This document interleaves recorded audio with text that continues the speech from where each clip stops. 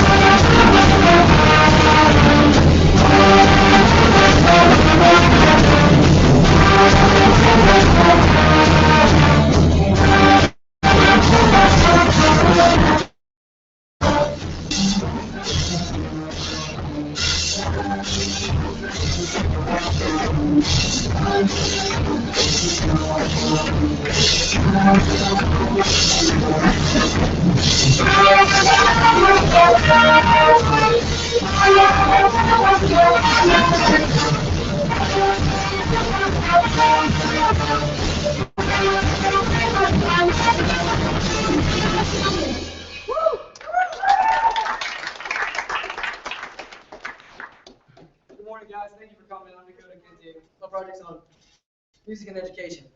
We were trying to start this project with the whole band, so we're waiting an exit.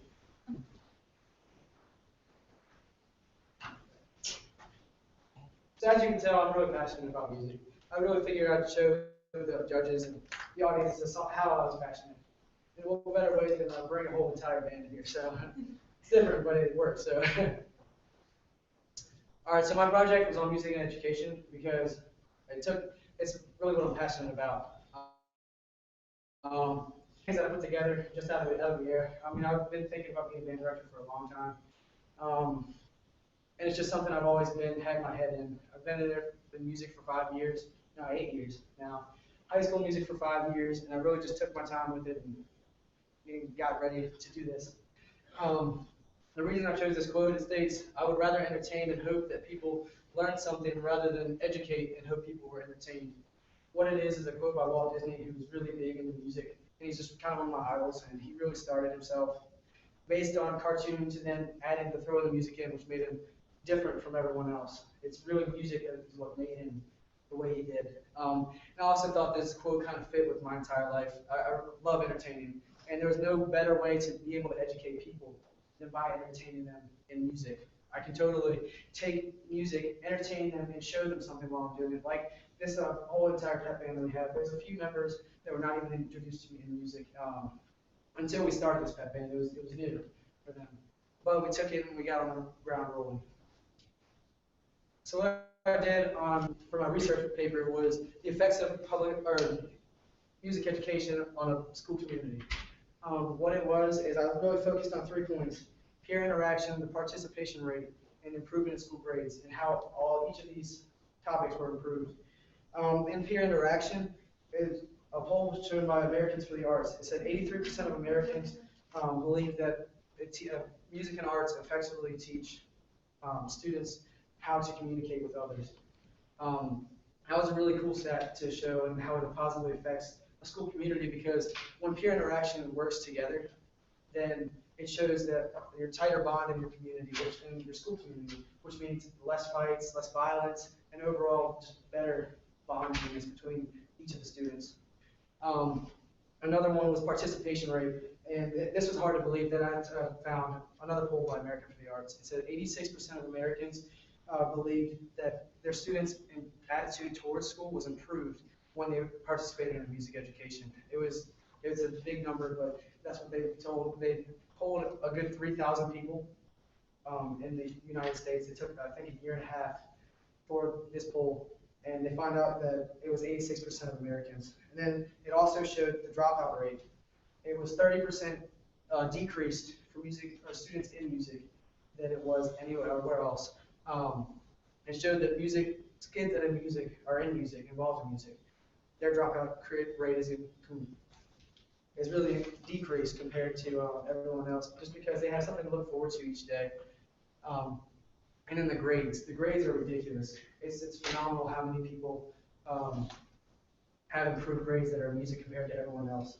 Of the 15,431 students that the American for the Arts have polled, the 915 of music education that are involved in music education show that their grades are overall improved way better than everyone else's. Considering A's, honor roll, and there was a few people failing, but it wasn't anywhere near as many as everyone else. So what I did for my intern is I stepped in the shoes of a band director, and I really took what Mr. Lamb, the director of Louisa County High School Bands, does on a daily basis, and I did what he does every day. It was quite an experience. What I was aiming to do with this is take away and find out what an educator did outside of what everyone sees that he does. Everyone sees that he conducts. Everyone sees that he organizes music, but I really want to step inside and see what else he does. So this is Mr. Lamb. He graduated from Slippery Rock University in 2007 and came here in 2008 and has been here since then. He's taken bands for superior ratings to competitions and many first place trophies, including the Best Drum Major Award this year. And he's just an overall good guy. So what we did and stepped in there, I watched how he interacted with students. He's really showed students how to play instruments, to keep time and everything. He really takes it in a whole new level. I've never seen myself, a band director, to get up on the podium and bring his horn up there while he's conducting, and he's keeping time for everyone. He's looking in their eyes to make sure they're playing the right diamond. It was something really cool that I still can't do, and it's ridiculous how well he does it. And he knows that every student learns differently. As you can see there, I mean, he's playing with the students in the back. I mean, you can't really see it, but they've got their students back here that are playing with him right now. He's playing their beat part. He's transposing his music because he's a bass clef reader, and he's reading treble for the tenor saxophones. But what he's doing is he's teaching them how to do it differently than most people would. And then right there, he's playing with him on the xylophone to show what notes to hit and how to hit them.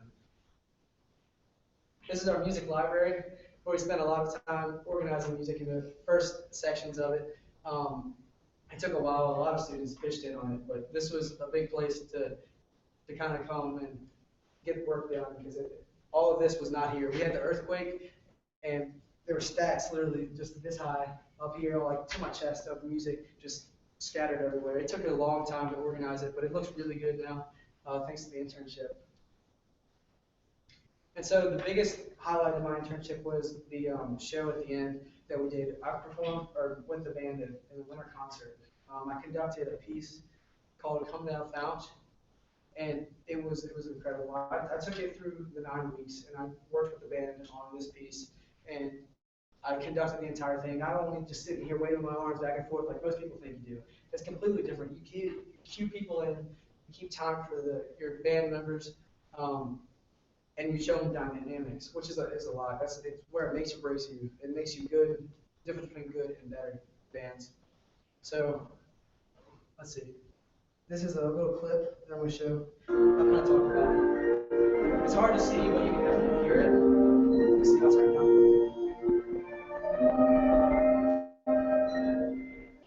So this was a really slow piece. It was really pretty. It was designed just to take a small band.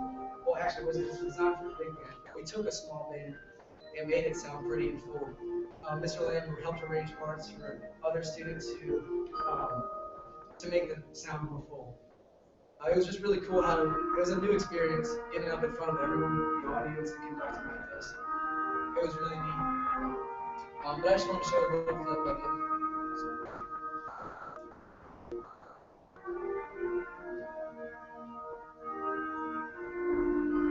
And the way I drop my hands while I'm conducting, so if you drop your hands and then bring it back up, you usually cue in something else. And then if you notice in the patterns, I'm also getting louder as in bigger and softer for smaller patterns. It's showing the musicians around that there's something different happening in music.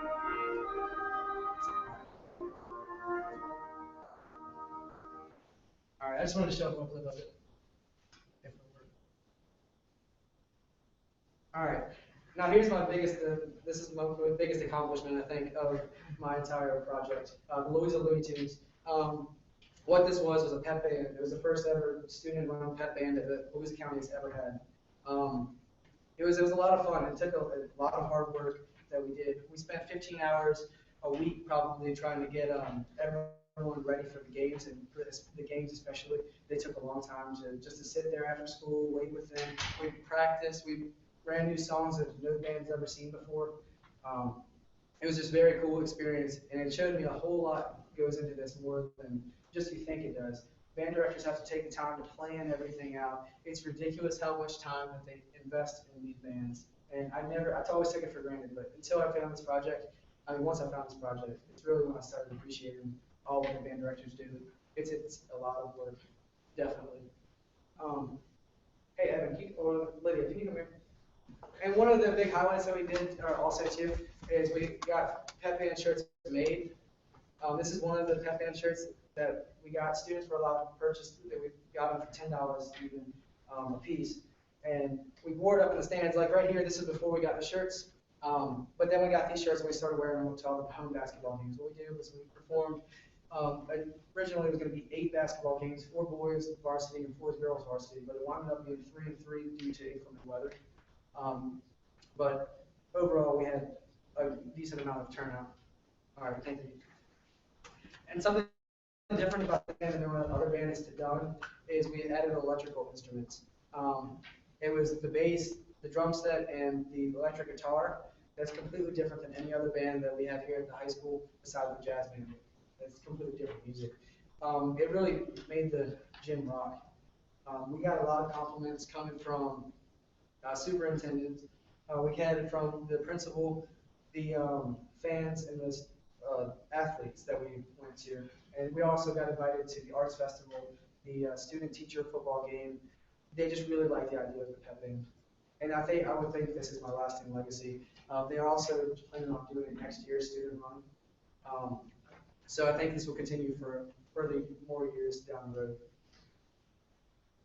And I have to owe a lot of my thanks to Miss Baker Evans. She stepped in. She's a band mom, and she stepped in and took a lot of her time to help us with this. She was at every practice, every game. It's easily over 50 or 60 hours that she was there investing in us, and we gave her nothing in return. We gave her happy smiles and high fives when we walked by, but that was it. She was there for us 100%, and I really have to thank her. And so this is my personal impact side. What this project showed me, is that bands create a huge bond. It's really awesome with how much you can take from this, especially with the band director. I already stated how much time that he invests in you guys, or in us in general. It's a bond that it's like a father and son bond, I'd have to say. But it really is. And it shows that a band director is completely different from every other teacher. It shows that because of how they take the time to learn how the student learns and shows them all of the important information that they need to get to be successful. Yeah, that picture says it all right there. It's just a family-like atmosphere. It really is. All right, the road ahead. I'm thinking of, I'm thinking about going to VCU for School of Engineering. It's also been another passion of mine. I don't want to drop music. I think I'm going to wind up minoring in music education down the road because of this project. It really showed me how much I love it. I knew I loved it before, but my passion for it has gotten bigger and bigger. There's no way I'm going to drop music for the rest of my life. And the reason I also want to go to VCU for engineering is because they've got a very good pep band called the Peplas. And I think it's the best on the East Coast by far, for me personally. And I would definitely love to be a part of that. And then my last picture on the bottom right, that's at Slam & Jam, where we started a band called Candlelight Canvas. And I played trombone for it and a little bit of rhythm guitar. I also will be continuing to play on with that band as well. All right, and I would like to thank all the band parents, all you guys in the back, the band members. Thank you guys so much. I really appreciate it. You guys are here for me.